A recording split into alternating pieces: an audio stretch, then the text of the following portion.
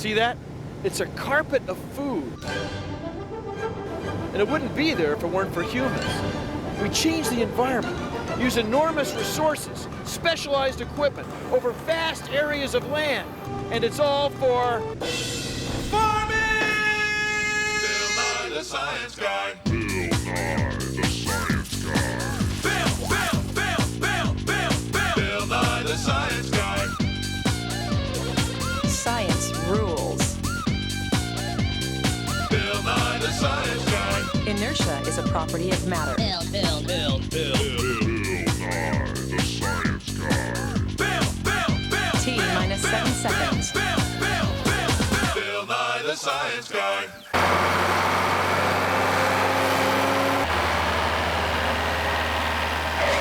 Ever wonder where food comes from? Well, I've done a lot of work in that field. Come on!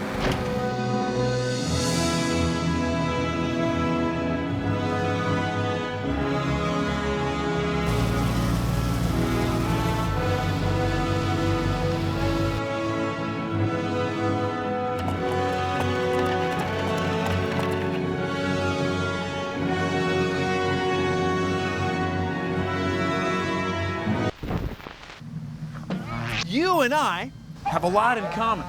We eat food. And there are a lot of us. We eat a lot of food.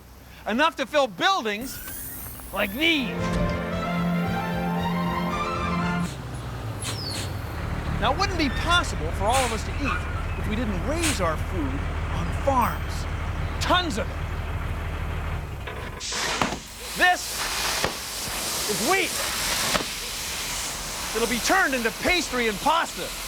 You know, spaghetti and donuts. Now, every grain, almost every bit of the food almost any of us ever eats is grown and gathered on a farm.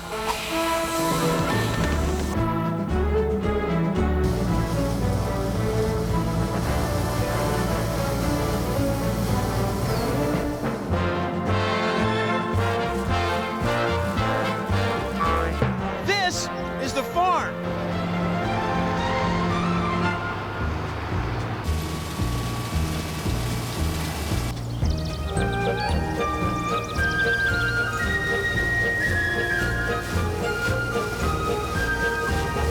This is the farm. Humans have figured out ways to change the environment so we grow nothing but food. It's science! Take a look at this. It's our very large human food land area of science. Now, ancient people used to roam vast areas of land, perhaps 25 square kilometers, to find enough food to eat for a year. An ancient person, like this one, might have been a hunter-gatherer scavenger, hunted small animals, gathered fruits and vegetables, and scavenged for food that other animals left behind. But over thousands of years, humans figured out how to turn land like this into land like this. It's a farm. They're crops, plants that have been planted in regular patterns to take best advantage of the nutrients in the soil and the amount of water that's available. On this farm, they're even raising some crops just to feed animals. Now, the animals and the crops are both used by humans for food. Now, a couple of centuries ago, it took an area of land about 400 meters by 400 meters in North America to feed a family, about 40 acres. But now, around the turn of the 21st century, we're able to feed a person using modern farms with an area of land that's just 50 meters by 50 meters. We've gone from 25 square kilometers to half a soccer field. See, farming is a science. Humans have figured out better and more efficient ways to farm. She may look rude, but she's full of charm, 'cause she knows that food comes from the farm. She's farm girl, let you rock your world. You're an animal, I'm an animal, we're all animals! Animals have to eat to stay alive. So tell me, animal, where do you get your food from, huh? The supermarket? Yeah, but where does the supermarket get its food from? What, did they just go to a bigger supermarket? I don't think so! Try the farm, animal! Food comes from farms! Food comes from farms! You heard me? Food comes from farms! This is a pineapple plantation, a place where people plant and pick pineapples. Good, yummy, yummy. Now, pineapple plants are prickly, so pineapple pickers take precautions. They wear protection. Now, you may ask, how does a pineapple picker pick a pineapple? Well, a pineapple picker picks a pineapple with a push. Then you give the top a twist. This part of the pineapple is the peduncle. This cap is the crown.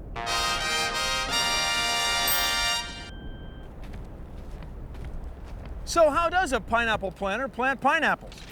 Well, you pierce the plastic and you make a cup in the crust for the crown with this kooky contraption.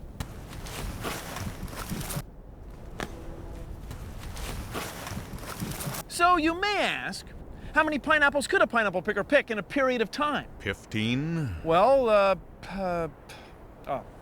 we're just gonna have to address that later. That particular question. I don't know any more words that begin with P. Platypus, paper cut, pet rock. I just love corn on the cob. You ever seen them cartoons where they eat corn on the cob? It's like it's a typewriter. Ting! Well, of course, when you eat real corn on the cob, it doesn't get that little bell noise or nothing, but, you know, it's still fun, and it's good. It's really good. As we all know, weather is very important to farming. And farming, as we all know, is science! It's good. Let's see, wheat, corn, sugar, along with a whole bunch of other ingredients.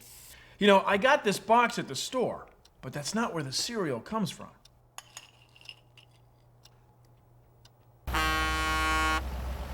This grain was just gathered from a wheat field. First, it goes down. And it shoots along the ground, underground, that's up there, high above, into those silos. They're called elevators because the grain's got to get elevated to get in. The sugar came from here. It's growing on an island in the middle of the Pacific Ocean. It gets mixed with grain from the middle of North America. Wild. It's packed into bite-sized cereal shapes and shipped to you and you and you and you and you. All these ingredients are raised on farms. They're harvested and then put together.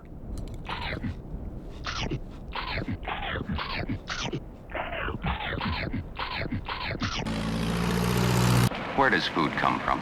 The shopping center. Where does the shopping center get it? I don't know. Does it come from farms? Yeah, I guess so. You don't have to live on a farm to be a farmer. Just try this.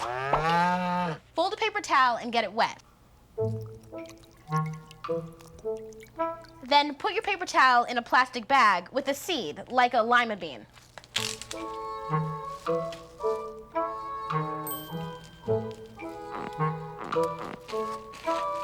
Now put that in your pocket. And in a couple of days, your seed's gonna sprout. Try it a lot of different times with different seeds in different pockets. But you're gonna wanna be careful, because you don't want things to get too out of control. To grow food on land, you have to eat dirt. Please consider the following. You might not have thought about it, but everything that lives on a farm depends on plants.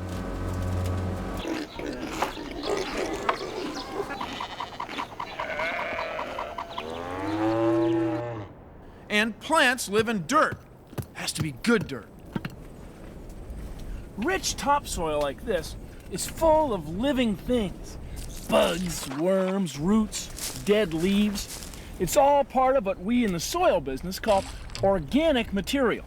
Organic matter is the remains of plants and animals. Organic material is stuff that came from organisms. Organic organisms. You with me?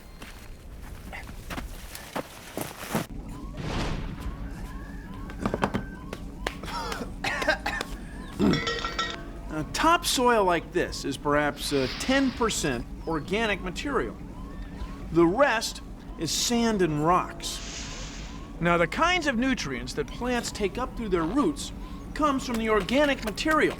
But without that 5, 10, or 20% of organic material like this, hardly anything would grow here. So the plants need the topsoil to grow. It takes centuries for topsoil to form. That's because it takes a long time for living things to gnaw away at dead things and turn them into the kind of nutrients that plants can use. Whenever we eat plants that are grown in soil, in a way, we're eating dirt. Thank you for joining me on Consider the Following. Bill, you're not gonna... Oh, Bill. In each acre of this farmland, there may be as many as 50,000 earthworms. They are constantly loosening hard soil by eating their way through it, opening the soil to air and water necessary for the growth of plants.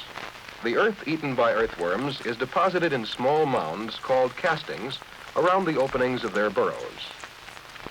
The castings, a form of manure, help to fertilize the soil.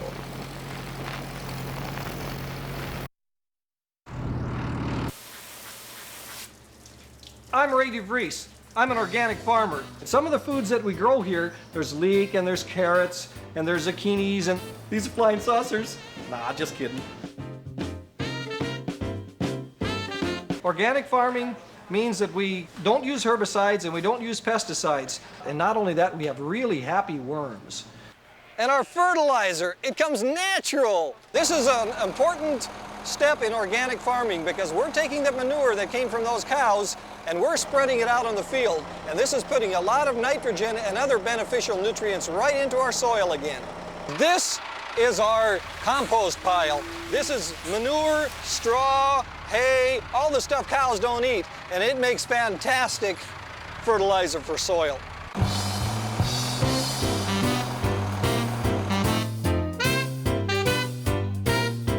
Here we have kale, and what our kale has is aphids. Aphids are bugs that really like living on kale. The thing is, we don't like aphids on our food, so what we spray with is soap and vegetable oil mixed with water. The soap kills the bug, and the vegetable oil makes the soap stick to the bug. It only kills the aphids, the bad bugs, and it allows the good bugs to keep right on living. And because it's just soap and oil, it doesn't hurt us either. This is what organic farming is all about. From healthy soil, we get healthy food.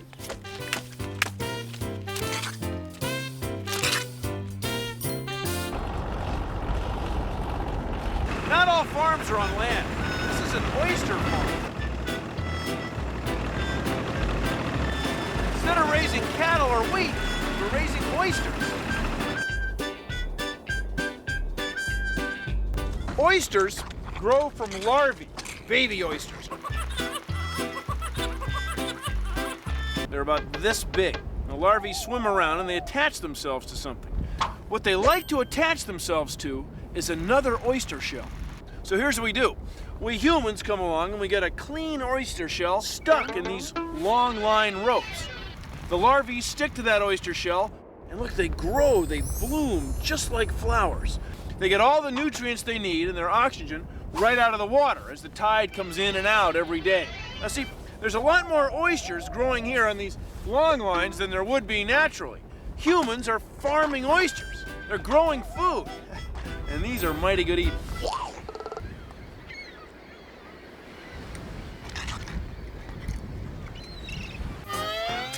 Hey, Pa. Yeah, Ma.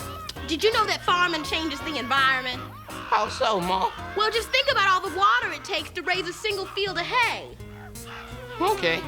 I'm thinking.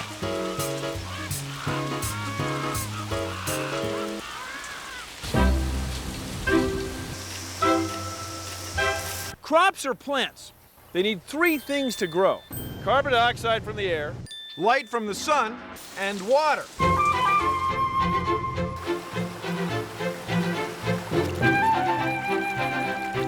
Water is the key.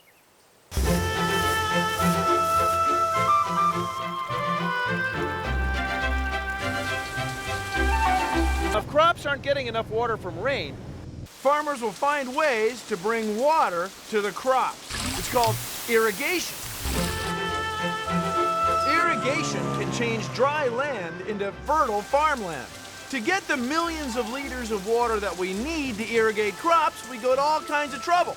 We build huge dams, giant reservoirs, or drill very deep wells. Irrigation is a big part of farming. Farming changes the environment.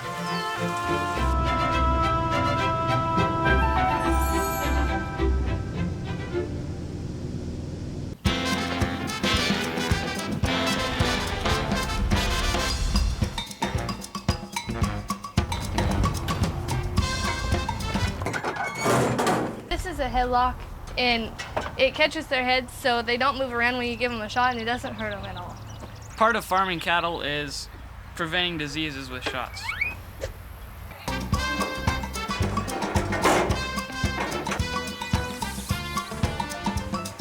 This is soft white wheat. It'll be shipped to the Orient to be made into noodles. These are peas right here. We grow peas on the farm with corn and a whole bunch of other crops. After we harvest these, send them to the cannery where they can them, and then they freeze them and put them in the supermarket. After we harvest the peas, there's the vines from the peas and the pea pods, and then we rake it up and make hay out of it to feed the cows. This is an ear of corn that will be ready in about 2 weeks, and we have to hand pick this out of our little patch. This is what my sister calls a little patch. We've got to pick 100 dozen every day.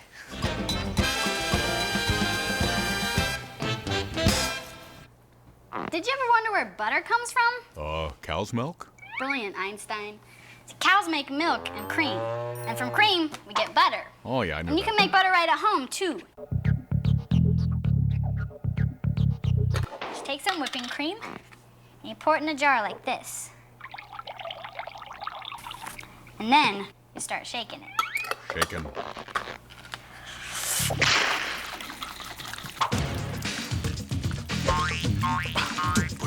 Since you get really tired, you might want to have someone help you. Making butter.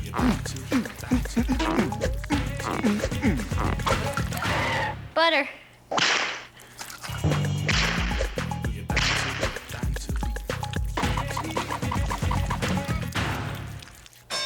We have butter! Yeah! Cool, see, after about 20 minutes, the fat in the cream forms into grainy blobs. And when the blobs stick together, you got butter. Then you pour out the liquid on the top. That's buttermilk. And the stuff left in the bottom, that's your butter. Mm-hmm. It's cool. I made butter.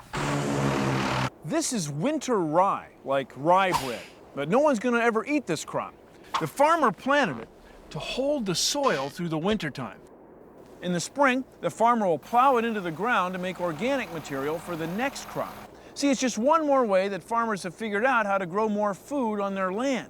There's all kinds of people involved. There's botanists, agronomists, geneticists, entomologists, farmers, all working together to manage the soil, the amount of water, and to plant the right kind of crops so we can grow food efficiently.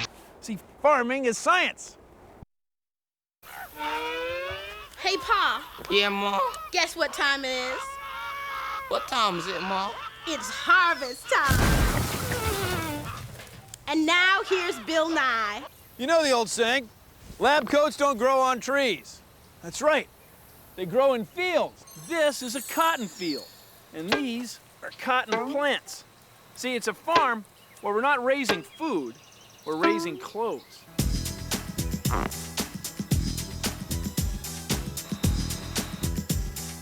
It's time for Mind Your Manners with Billy Kwan. Today's episode, Harvest of Fury. At last, I have grown the perfect tomato on my urban farm. Hey, who put these dirt clods over here on my garden? Get these out of here. Oh, it is so plump and succulent and perfect and... Get this out. and so Oh, my very God. Oh! Ha! You have destroyed my masterpiece! Huh? Your careless clod throwing has turned my beautiful tomato into ketchup! Oh, you want to see some farming, huh? Well, hey, check this out. Oh, she is very good with a farm implement.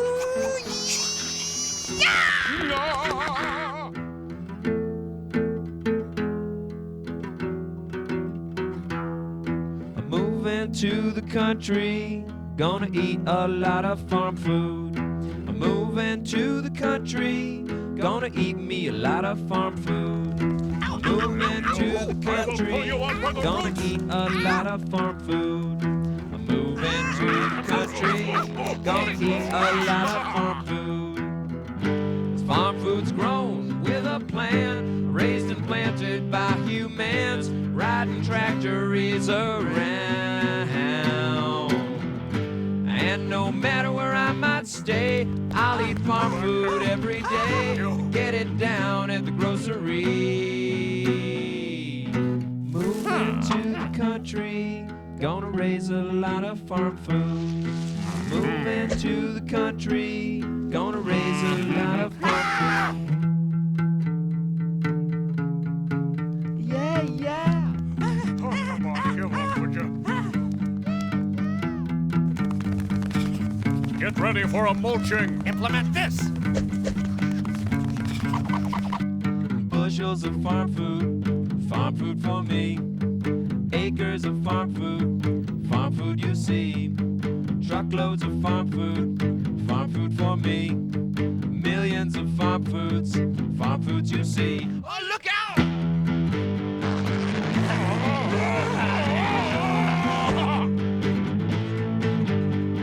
Bushels of farm food for me. Acres of farm food you see. Truckloads of farm food you see. Look out! Remember, boys and girls, be a good tomato, or I will weed you out.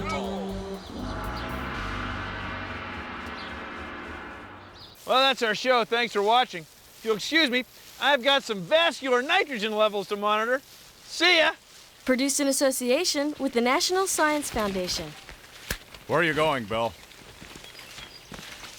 Bill! Don't leave me here alone, Bill. I can hear you, Bill. Are you stalking me, Bill? Come on, Bill, this is corny. Bill! Hey, Ma. Yeah, Paul. Did you know that farmers control all their plants, animals, and soil to grow and raise food? Did I ever? Do I ever?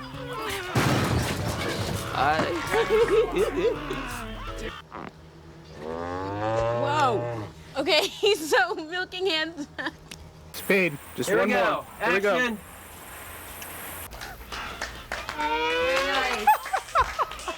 How many pineapples could a pineapple pick in a period of time? Oh boy. I was fighting it. It was a fly literally up my nose. I'm okay.